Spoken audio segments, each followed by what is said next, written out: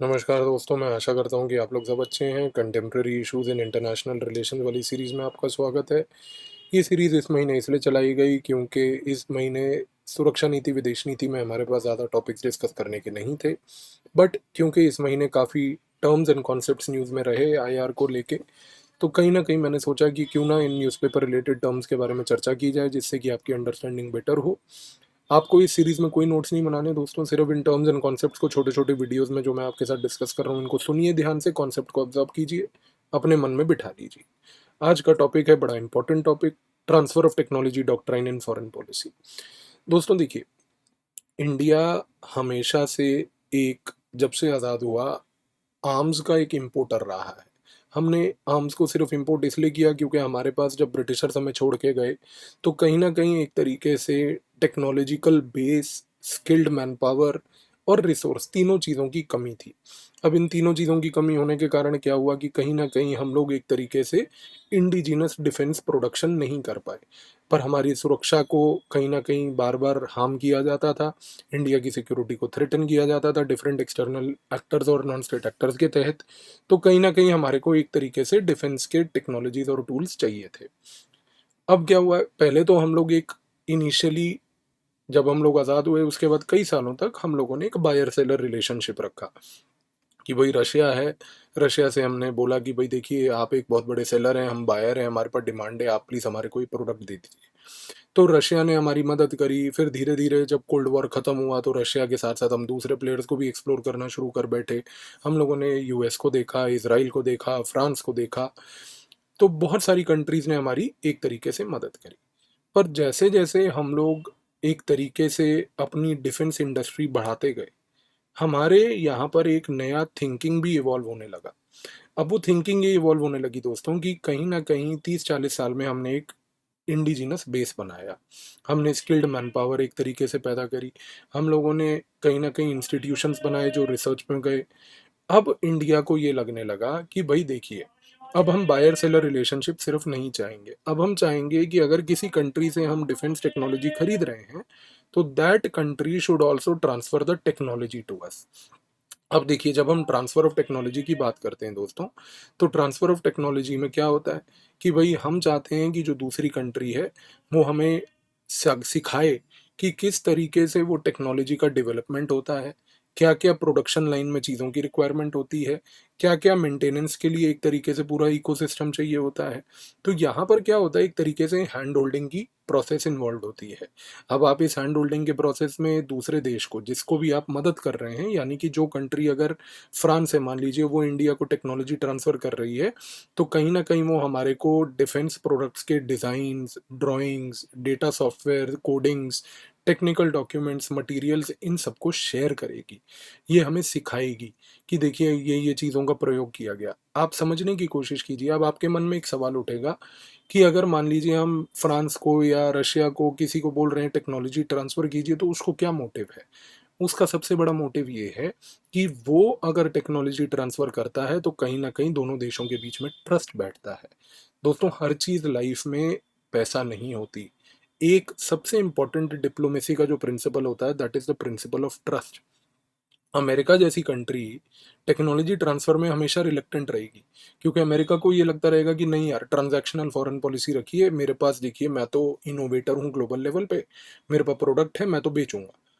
Russia भी बोलता है कि भाई मेरे पास भी प्रोडक्ट है, फ्रांस बोलता है मेरे पास भी प्रोडक्ट है, इज़राइल बोलता है मेरे पास भी प्रोडक्ट है। बट फ्रांस, रशिया और इज़राइल की सोच में अंतर ये है कि वो टेक्नोलॉजी ट्रांसफ़र के कॉन्सेप्ट में इसलिए बिलीव करते हैं क्योंकि उनको ये पता है कि कल को इंडिया से ट्रस्ट बनेगा, और इंडिया के साथ अगर ट्रस्ट बनेगा तो उसमें मेरे लिए अपॉर्च्युनिटीज़ ज़्यादा हैं। बट यूएस जो है वो ट्रांजैक्शनल थिंकिंग से एक नैरो व्यू से देखता है। इन लोगों का ब्रॉड व्यू है। अब जो टेक्नोलॉजी ट्रांसफ़र होता है दोस्तों, इसमें 2 वेरिएंट होते हैं। पहला वेरिएंट होता है build to print. Build to print का मतलब ये होता है कि आप दूसरे देश को सिर्फ़ ये समझा दीजिए कि देखिए भाई, आपने ये प्रोडक्ट लिया, इस प्रोडक्ट के पुर्जे हम आपके यहाँ पर लाए, हमने आपको सिखा दिया कि इसको असेंबल कैसे करना है, मैन्युफैक्चर कैसे करना है। पर मैन्युफैक्चरिंग कैपेबिलिटी नहीं देंगे हम आपको। हम आपको सिर्फ़ पुर्जों को असेंबल करना सिखा देंगे। पर इसका एक एडवांस्ड वेरिएंट होता है जो है build to specs. Build to specs में क्या बताया जाता है कि भाई देखिए, हमने ये प्रोडक्ट बनाया, एक जहाज़ बनाया। ये जहाज़ को अब आप मॉडिफ़ाई कैसे कर सकते हैं? वो चीज़ इंडिया को सिखाई जाएगी। फिर उसके वेरियस प्रोटोटाइप्स कैसे बना सकते हैं, वो प्रोटोटाइप्स बनाने से क्या होगा, अब आप 1 मिनट के लिए सोचिए। अगर फ्रांस से हमने राफेल एयरक्राफ्ट खरीदा, फ्रांस क्या कर सकता है, बिल्ड टू प्रिंट कर सकता है। वो क्या बोलेगा इंडिया की, देखो भाई हम आपको पुर्जे दे देते हैं, आपके वहाँ जाके असेंबल कर लेंगे। दूसरा क्या है कि नहीं, इंडिया हम आपको जो है बिल्ड टू स्पेक्स करते हैं, हम आपको सिखाएंगे कि इस एयरक्राफ्ट को मॉडिफाई कैसे करना है, कहाँ कहाँ पर मॉडिफिकेशन पॉसिबल हैं, कहाँ कहाँ पर आप इस एयरक्राफ्ट के डिफरेंट वेरिएंट और प्रोटोटाइप्स बना सकते हैं।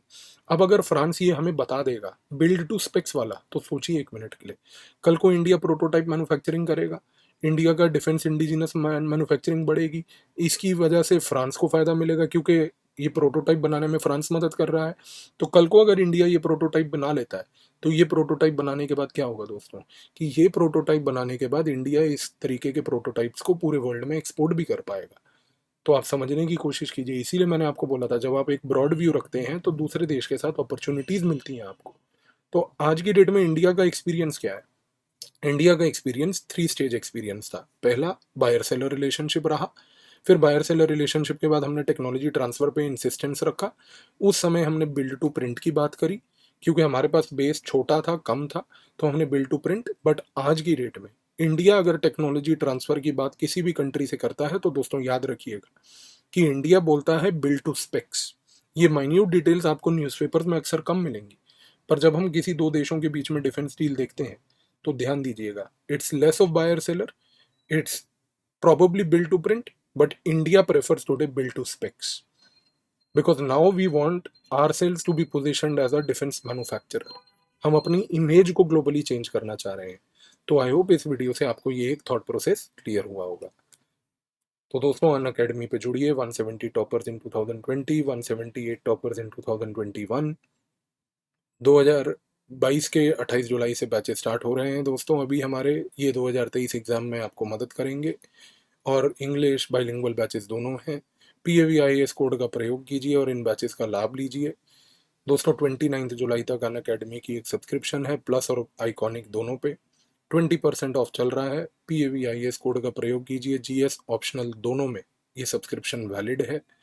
20% ऑफ दोस्तों अभी प्रिंटेड बुक्स पे भी मिल रहा है और प्रिंटेड बुक्स के लिए भी ये ऑफर 29 जुलाई तक वैलिड है। तो PAVIAS कोड का प्रयोग करके तुरंत इसको लीजिए। साथ में दोस्तों CSE assure 2 years and above की सब्सक्रिप्शन पे अगर आप PAVIAS कोड का प्रयोग करके सब्सक्रिप्शन लेते हैं तो आपको ये भी मिलेगी। और दोस्तों 0% EMI के सपोर्ट अगर आपको ज़रूरत है तो इस नंबर पे स्क्रीन पे दिए गए को कॉल कीजिए और PAVIAS कोड बताकर आप अपनी सब्सक्रिप्शन लीजिए। दोस्तों अभी ऑप्शनल का कार्निवल भी चल रहा है, ऑप्शनल पे भी जैसा मैंने आपको अभी बताया कि 20% डिस्काउंट है 29 जुलाई तक। तो PAVIAS कोड का प्रयोग करना है, तुरंत ऑप्शनल्स को ज्वाइन करना है। साथ में 50 क्वेश्चन 60 मिनट में कॉम्बैट के एक टेस्ट में हम लोग देते हैं आपको। 31 जुलाई 11 बजे ये कॉम्बैट है। इसको एनरोल करने के लिए लिंक मैंने नीचे वीडियो में डिस्क्रिप्शन में दिया है। PAVIAS कोड का प्रयोग करके इसको ज्वाइन कीजिए और डाउट क्लियरिंग के लिए ये स्पेशल क्लासेस हैं। और साथ में ये legend wisdom series your road to LBSNAA 20 जुलाई से चल रही है, जिसमें सारे टीचर्स यहाँ पे आपके साथ एक तरीके से डिस्कशन ले रहे हैं। Thank you.